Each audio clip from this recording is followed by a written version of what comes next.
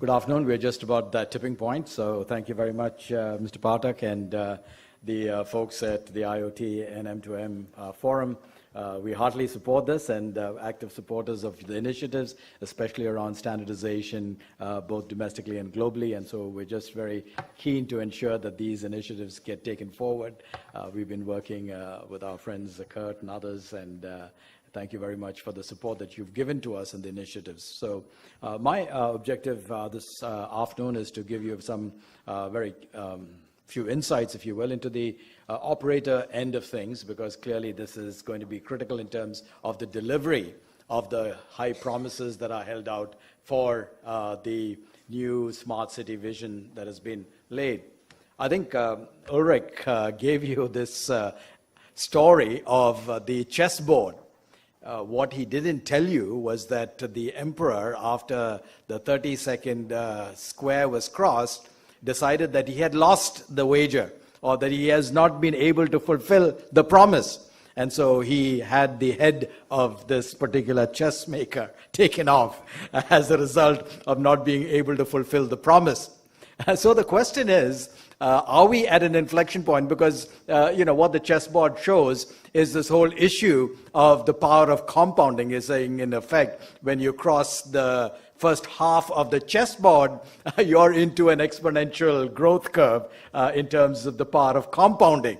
And so if we are suggesting that in the area and in the time of smart cities, we are at this inflection point, then we had better be careful in terms of making sure that all of the stars are lined up correctly in order to take this into this phase of rapid growth. And I think Dr. Sharma from the government articulated what is being done, and I think it's commendable in terms of the progress that has been made in the scant period of about 2.5 years in terms of the various cities. And Professor has indicated what is happening in the whole area of development from the academic perspective. And I think we are truly at this inflection point. And so we have to ask ourselves, what do we need to do in terms of being able to sustain the progress that has been made? I think the Honorable Prime Minister, you've got to hand the kudos to him for being able to understand that digital India is the bedrock of the delivery of any and all of these services. And of course, that's where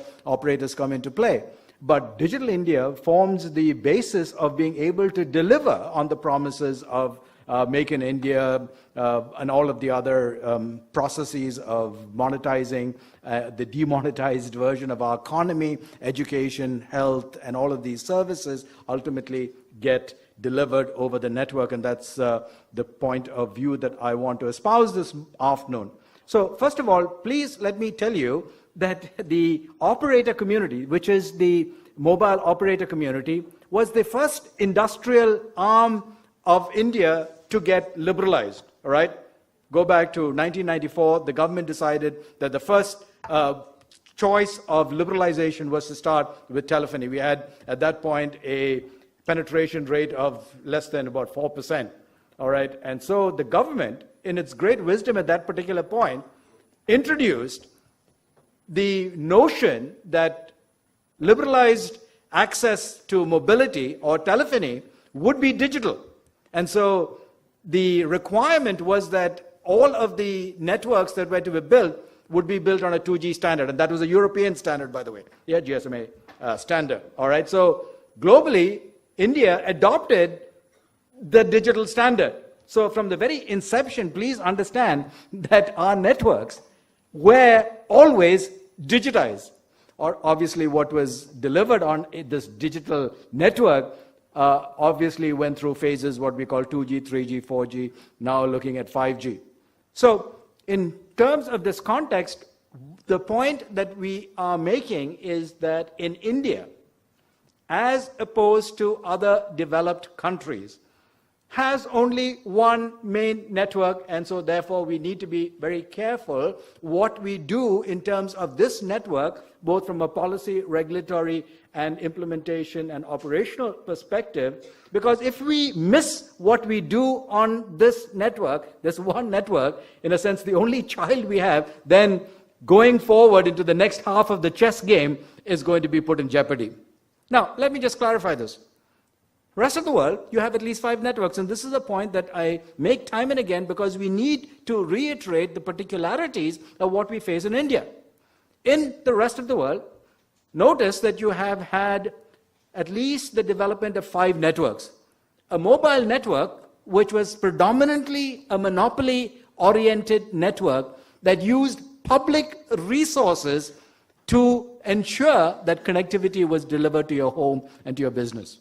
So the implementation of fiber, the implementation of conduits, the implementation of right-of-way was all undertaken with government assistance, government intervention, government investments, although there was private payers, in a monopoly condition. All right? When you looked at the other developing networks, which is a satellite network, all right, two-way satellite network, two-way, what we call delivery of cable network, again, were under quasi-monopoly conditions, where in most places, only 2 operators were allowed and given the right to operate and to put in place the infrastructure so that there would be an adequate rate of return on the investments that were made. And so again, you had the massive developments of fiberization in terms of both cities, urban areas, rural areas, in places like America and Europe. All right? So already you had 3 major networks developed with substantial investments in quasi-monopolistic types of situations where you had the development of penetration. So you had the landline network, heavily copperized first, then heavily fiberized. Secondly, you had the cable networks, again made into two-way, again fiberized. Then you had the satellite networks, obviously with the satellite in the access part of it, but again heavily accessed through fiber networks. Then of course you had the mobile networks, which relied on the fiberization part of the landline networks, both be it cable or landline or otherwise. And then, of course, you had private networks. Now, look at the situation in India. All right? From the get-go, from 1994, 100% of it was private-driven. Of course, there were enabling policy and regulatory issues, but herein is the challenge. We have to understand that going forward, unless the policy and the regulatory initiatives for this one network are conducive, we put at risk everything else. Because this is the one network that is going to be in place to deliver on the promise of IoT machine-to-machine and connectivity. And what is happening today? You'll see a couple of things that are happening. The industry is not in good financial health. And why is that? All right, I think we've come to a situation when the government, from a policy perspective, has seen this industry as a milking cow for resources and revenue. Now, kudos to the government again. In the development of NTP 2018, which is the new policy, the government has clearly articulated, and if you look at the economic review, by the way, that was put out, the government itself recognizes that the industry is an extremist, that is, in the IUC. And they pinpoint some of the reasons. And they acknowledge that some of the policy decisions and some of the prescriptions and these regulatory initiatives have not really helped the industry. And so today, what we find ourselves is an industry, in general, that is facing significant debt burdens, significant financial operating challenges, is facing consolidation, so that by the end of perhaps the next quarter or so, you will have 3 private operators. And that, by the way, has come down from 13.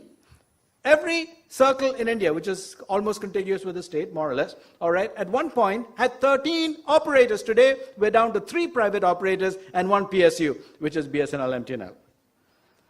You've got to ask yourself, what happened?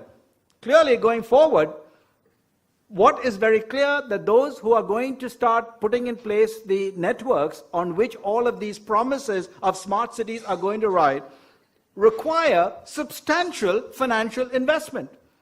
Where is this investment coming from? Now, Dr. Sharma showed you some of the investments that are being made by the government, not insubstantial, but when you look at the grand scheme of things, that's a drop in the bucket. Today, if you look at the investment needs of the operators, right, we are talking about an industry that has to accumulate and deliver almost 10 to 12 billion US dollars every year for the next foreseeable 5 years or so in order to get our networks up to snuff in terms of not only dealing with the present situation but the future situation. All right, took us 20 years for 2G, 3G took us 3-4 years. We're on 4G. We're getting ready to go, coast to coast, north to south with 4G coverage and implication. And before we even complete that, 5G is knocking on our doors. All right. So if you're going to do this, the government clearly understands that the industry has to raise this money from private sources. Now, why do we keep knocking on the government's door? We keep knocking on the government's door because 30 paisa of every rupees goes back to the government by way of taxes and levies. 15%, 18% by the way, GST, all right? And if you took license fee, spectrum usage charges, almost another 14-15%, other cesses and levies, 30% off the top, every rupee goes back to the government. That is not sustainable if you're talking about raising the types of billions of dollars to invest back in the industry.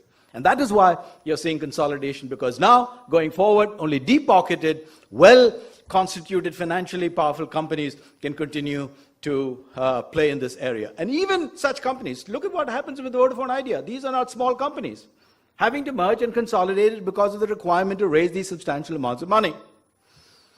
All right, so what we are saying is that the first issue that we have to address, if we are going to play in the second half of the chessboard, is enabling regulatory and policy initiatives that take the burden off the industry in terms of being the major contributor to the exchequer for revenue.